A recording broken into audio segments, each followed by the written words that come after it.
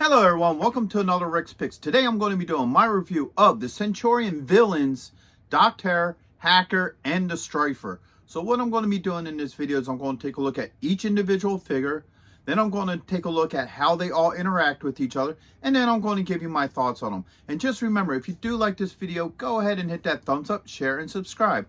They're small clicks for you, but it really helps this channel grow. So without any further ado, let's get to the review. All right, so first off is Doctor. Now, one of the things I loved about the Centurion line of figures is that they are a unique line of figures, okay? So, you know, like even the designs for their villains aren't really a common design, but, you know, they look really cool. I love the color code for him with the red and black. I think that looks really neat, all right? And he does, as you see, stand very well on his own, and he's meant to stand like that because the way how this leg is proportioned, here, let's bring it up a little bit closer. Look at it from the bottom. It's meant to be wide like this to help him stand stably. So, you know, I think that's really nice that they did that. So that way this figure stands pretty well. So let's give him the rotation. All right. So all these little holes here are meant for his weapons and stuff to, you know, hook onto it, which is really nice. We'll get into that in a minute. All right. Now, the one thing, if you're looking for one of these figures that you really have to pay attention to is this piece here. Let's bring them up close, okay? So this is a chrome. And the reason why you got to be careful with this is because the chrome wears out over the years. So you'll have a lot of these Docterra figures with this chrome. It'll start like chipping off and it almost look like a yellow plastic or something underneath. So when I got a hold of this one, I got really lucky that the chrome was still, you know, in good condition. So you really want to, you know, pay attention to that with this figure. All right. Now he does have a couple points of articulation. So his arm moves here at the shoulder. He has an elbow joint. All right. His head does move. All right. Put this arm up. His human leg does have a thigh joint and a knee joint. All right. Now on this side, all right, his robotic arm does move. Now the crank action also moves it as well.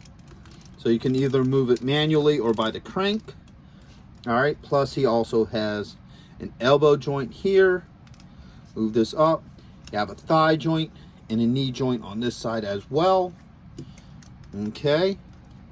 Now he can come apart, but we're going to get into that later when we have all three figures here and looking at them, because that's part of play feature between them. All right. So he does come with a couple of accessories. First off, he comes with a helmet. All right. Get that to rotation. And it slides on really nice. It works really well with this figure. All right. In the cartoon, I don't think you ever seen him with the helmet. Maybe once, but for the most part, he was never shown with the helmet in the cartoon. But I think the helmet looks kind of cool on him. All right. He has a spear weapon here. Now this little knob here, let's bring it up close, all right, is what connects it to all of his, you know, holes on them. So you have all these random holes. So this will connect there. And then this will hook into the claw and also in here. So if you put this in here like this, all right, spin them this way, and he'll fire this missile. All right. Without any issues, okay? And once again, I'm kind of lucky with this one, how good a condition I got, because that's another thing about some of these older figures is that the springs wear out because there's a spring load in here. So I'm lucky that with him, it works really well. Get this, all right? Now, next off, he has this claw here, all right? Take a good look at this. Now, this claw here is the original claw that came with them. You know, this opens and shuts. Unfortunately, I was missing this one. So I got lucky and I was able to get a 3D print of this real cheap. You know, so this isn't the original claw. This is a 3D print, but this one is. All right. And then as you notice, if you look in the middle here, there's a firing mechanism that you can hook this missile in here. Just like that. All right. So There's no trigger to it. It just sits in there, all right? So now, as you see on the claw here too, you got one of those little tits on there as well that allows it to hook on to different things throughout the figure. And the claw also hooks in here as well. Oops, his claw came. All right. So, as you see, that sits on there just like that. Now, if you want, you know, all these little holes on them, you can connect this here. If you want to store this on his back, you can put it on his back just like that. So you can put these things on any way you want. Of course, with the claw, you know, the standard place is going to be here. You know, I mean, yeah, it's neat that you could put it in other spots on them, but for the most part, the claw works best there. Like I said, this missile thing, you can kind of put it on his back like a storage thing, or anywhere on the figure that you want. So next on our list is Hacker. All right, he was kind of a cool looking dude. I always thought he was neat. You know, he definitely has the kind of face that a mother would love. So let's give him the rotation. You know, the thing about him is he has this like weird look to him. I'll get to it in a minute, where it's like metal on skin. You know, where Doc Terror had more of an outfit under it, but for whatever reason, this dude was like, I guess he was shirtless. So, you know, it kind of gives him more of a bruiser look. Like a lot of times, if you watch things, the hired muscle or whatever, there's always some big bald guy who wears pants but no shirt. So I think they were trying to go for that kind of look with him. All right. So he does have a couple points of articulation, just like Doc Terror. His head moves, his arm at the elbow and shoulder. You got a thigh joint and a knee joint. All right. The same with this side. You got a thigh joint and a knee joint. His foot's designed just the same as Doc Terror, so it allows him to balance really well and stand. So now he has a couple of accessories. So he has the helmet. I think his helmet design looks really cool. I like this design for this. All right. And that just goes on right here. Oops. Just like that. So, oops. There we go. All right. So now he has the helmet on. And now he comes with these two pieces. So he has this ball piece here. And once again, it got one of these nubs. You can put it wherever you want to. But for the most part, like if you want to hook it up to the front there or however. But it's mainly designed to hook into here, just like that. All right. The same with this piece here. This is like a, you know, some sort of blade that, you know, is meant to spin and cut people. That's how it was in the comics. I mean, in the cartoon. You know, you see him in the cartoon and this would spin, but it doesn't really spin on the figure. And once again, just like anything else, it could just plug into one of these holes, just like that. You know, anywhere on the figure that you want. All right. So, but for all intentional purposes, it's meant to hook into there. So now you have these two weapons on there like that. And you have this that allows it to spin. Hold up. Used to work.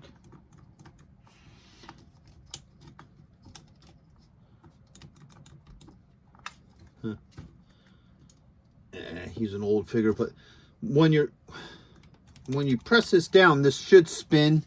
But I think the spring finally had it with him, unfortunately. You know.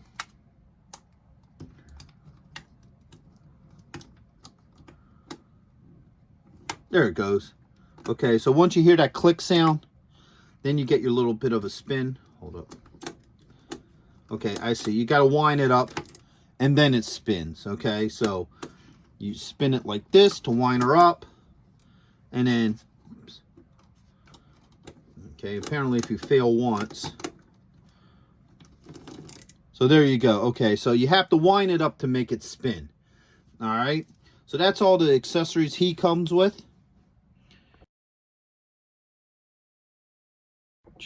All right, so the last one is Strafer. There's not much to him. Let's give him a rotation.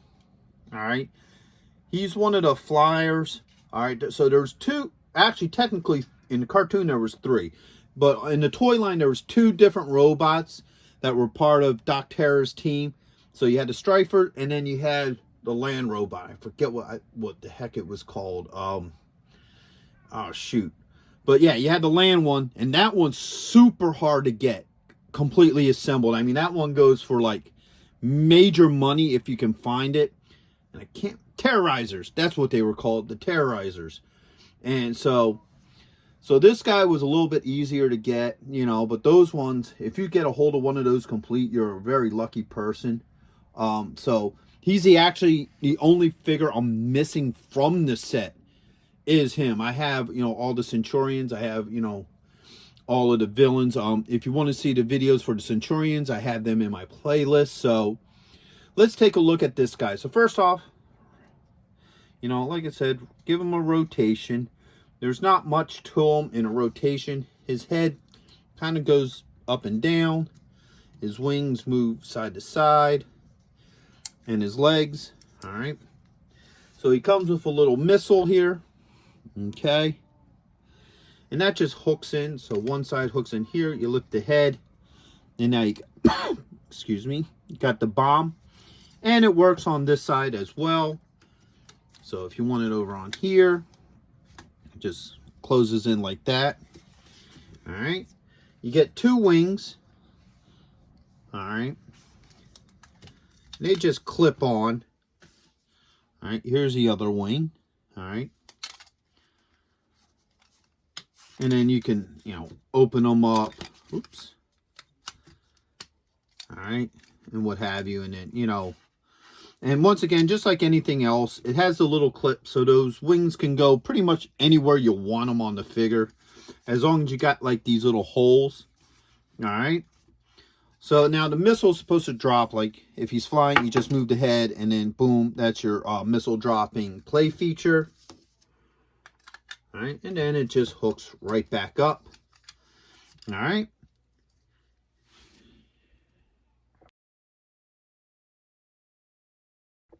All right, so the reason why I wanted to do a video of all 3 figures together is because their main play feature is meant to be used between the 3 of them. All right. So what happens is you can actually pull Doc Terror apart like this. And he has 2 sides here, all right? Now, unfortunately, there were stickers here. They're long since gone. But what it is they're meant to be pulled apart. Like, see, he still has this sticker here. I think there was one on the other side. But I think that, yeah, that's just gone. All right. So they're meant to interact with each other. So you could actually hook this onto him. So now he has like this Doc Terror look to him.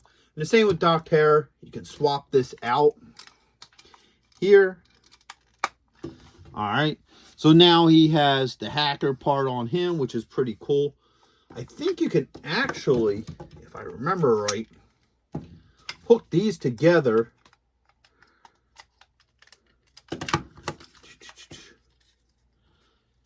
And you can sort of get like some sort of like brainless robot kind of thing with the 2 sides hooked together, which is kind of cool if you think about it. You know, I don't think you could. Now, the way they're designed, you can't hook the 2 figures together. Of course, that would be kind of cool. You'd have like some sort of, yeah, they make it so you can't even remotely attempt to hook these 2 guys together. But if you could, that'd be kind of cool if you could actually have like these 2 guys like hooked together like that. But nah, you can't do that with them. And pull that apart. Put this back on him.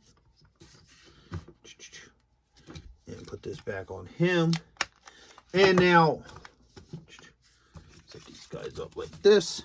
The Strafer's the same way because its arms and legs can come off. So let's take Hacker here. So you can actually put these on him. So now you could have him, take that off, like that.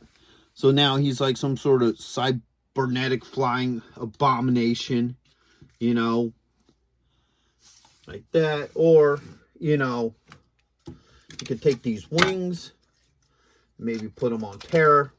Now you can't do it on that side. I was going to say you could hook the wings on them, and I guess you could pretend like he could fly or whatever. And it's the same with like the guns and stuff. You can hook those onto him, like let's say on his shoulder. Now he has like a shoulder weapon. So these figures, you can mix and match them into any combination you want, which was what I always loved about the whole Centurion line, is that you could do that. Like you can even, if you want to, get some of the Centurion stuff and actually mix and match them onto these figures as well. You know? So if you wanted to get like, you know, some of Jake's stuff and hook it on the Hacker or whatever, you can do that. So, and I always thought that was the neatest play feature about the Centurion line, is that you could mix and match these figures. You can have infinite combos of what you could do with them and what have you. So you could even, matter of fact, you could even take this thing if you wanted to. Boom. Boom. And now he's actually a ground assault machine.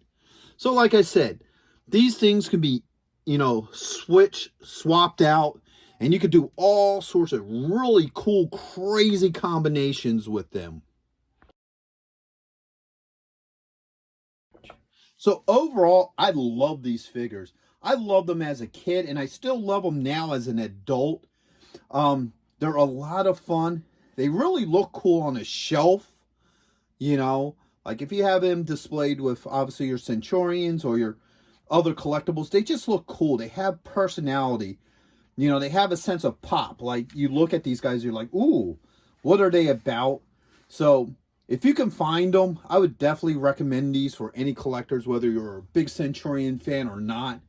And just, you know, the play feature was really fun with these guys because you could swap them, interchange them, and do all sorts of neat, crazy things with these. So these were also fun as a toy, as a kid playing with them.